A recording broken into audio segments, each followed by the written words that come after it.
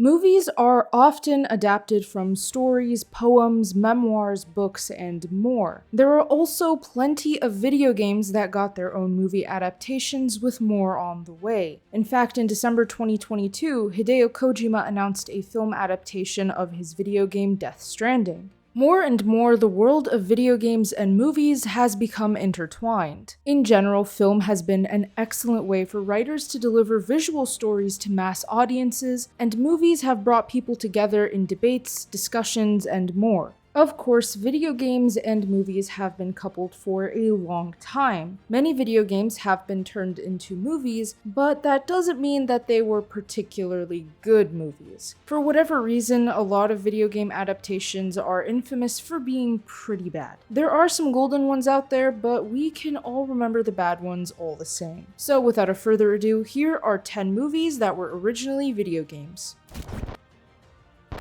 Tomb Raider had many movie adaptations, but we're going to be focusing on the 2018 version here. Based on the original hit video game series Tomb Raider, this movie tells the story of Lara Croft. An adventurous person, Croft decides to go find her missing father and ends up at the crossroads of the unleashing of a powerful ancient demon. Although the movie wasn't all that well received, it honestly wasn't that bad. It provided entertainment, action, and an exciting story. It wasn't the best movie ever made, and it wasn't Oscar-worthy or anything, but it was a movie that was easily tolerable and relatively fun to watch. Tomb Raider had a previous adaptation starring Angelina Jolie too, by the way. The Jolie movie made about $274.4 million at the box office on a budget of anywhere from $94 to $115 million. Monster Hunter got a film adaptation back in 2020 and is based off of the Monster Hunter video game franchise. The movie was written, directed, and produced by Paul W.S. Anderson, who's known for making movie adaptations of video games. The movie stars Artemis, played by Mila Jovovich, and a group of loyal soldiers as they fight against powerful monsters for survival. It was made with a budget of $16 million. However, it only made $44.5 million in the box office. It was praised for its action, visuals, and music, but critics didn't seem to enjoy Jovovich's performance much, nor the directing and editing. Critics didn't really like it, let's just put it at that. But its visual effects were enough to give it a bit of a boost, and it was nominated at the 19th Visual Effects Society Awards. It's Mila Jovovich again, but this time in Resident Evil. Arguably one of the most popular horror video game franchises ever made, Resident Evil had to get its own movie adaptation, of course, and in 2002, Paul W.S. Anderson directed and produced Resident Evil, but it was received with lackluster responses. The movie starred Jovovich and Michelle Rodriguez as leaders of a commando team that must break into the Hive, a vast underground genetics laboratory by the Umbrella Corporation. A deadly virus has been unleashed at the lab and is threatening to overrun the entire planet. Fans didn't hate it too much, but it's certainly no cinematic masterpiece. In general, though, Resident Evil as a game franchise is pretty much known for its stupid fun and intense horror, so I guess the movie kinda captured that. A little? Oh yeah, more horror games to go through, this time Silent Hill. Also one of the most famous video game franchises to ever grace the earth, Silent Hill got a movie adaptation in 2006. With a budget of $50 million, the movie went on to make $100.6 million at the box office. Silent Hill was directed by Christopher Gaines and told the story of a woman named Rose who decides to take her dying daughter to a faith healer. On the way there, they accidentally drive through a reality portal into Silent Hill and are met by the darkness of the town. Silent Hill got a sequel as well called Silent Hill Revelations, but literally nobody liked that one. Rip and tear until it's done. Yeah, Doom did have a movie adaptation way back in 2005. It wasn't really that successful or anything, but it exists out there. As of recording this, it's actually on Netflix. Doom is one of the most iconic first-person shooter games to ever be developed and is synonymous with being a pioneer for the genre. The games revolve around Doomguy, or Doomslayer, depends on which Doom game we're talking about here, and his fight against Hell. The 2005 film stars Dwayne Johnson as Sarge and Carl Urban, who you probably know from The Boys, as Reaper, alongside other Marines sent to a facility on Mars for a rescue mission. However, they end up facing off against demonic creatures. Doom did get another film adaptation called Doom Annihilation back in 2019, but that one went straight to video, and yeah, it wasn't really that popular. Prince of Persia is a very popular name in the video game world, and its movie is actually quite popular too. It did make about $336.4 million at the box office in 2010 and is available to watch on Disney+,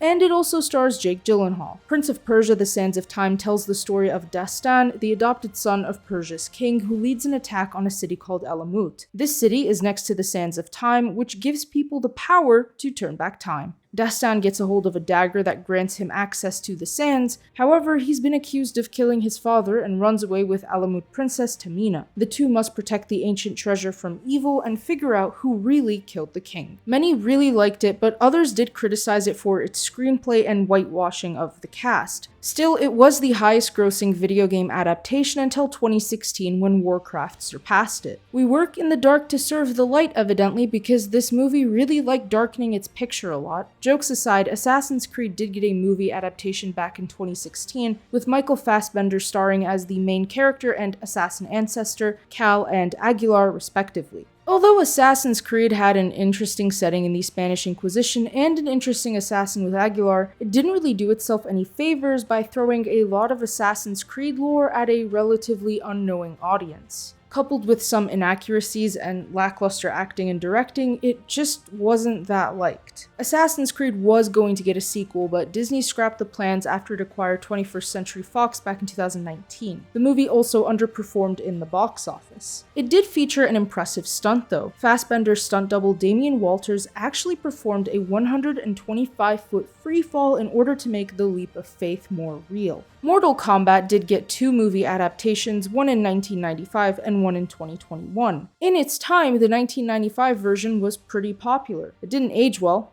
at all, but it was popular enough. The 2021 version did gross $84.4 million at the box office, but it wasn't really that well received by critics. For the most part, it looks like it did understand its source material really well, but the 2021 Mortal Kombat movie seemed to have a lot of weak points. Some critics didn't like the main character, others felt the action was lackluster. Either way, it looks like Mortal Kombat is cursed to having bad film adaptations. At least the games are fun. In 2016, World of Warcraft would get a movie adaptation called, wait for it, Warcraft. Based off of the insanely popular MMO, Warcraft had a budget of $160 million and would end up grossing $439 million at the global box office. It's the highest grossing video game movie adaptation of all time. However, it still didn't meet the break-even point of $500 million. Warcraft got a lot of negative reviews and underperformed dramatically in the United States. However, China carried Warcraft to victory. The movie only grossed $47.4 million in the United States, but $225.5 million in China. Warcraft followed the story of an orc shaman named Gul'dan who wants to escape his dying world and uses dark magic to open a portal to the human realm of Azeroth. He works alongside Black Hand to fight an enemy called the Horde that is threatening the survival of the orcs. People didn't seem to hate it too much, but it wasn't a cinematic masterpiece either. Finally, let's talk about Sonic.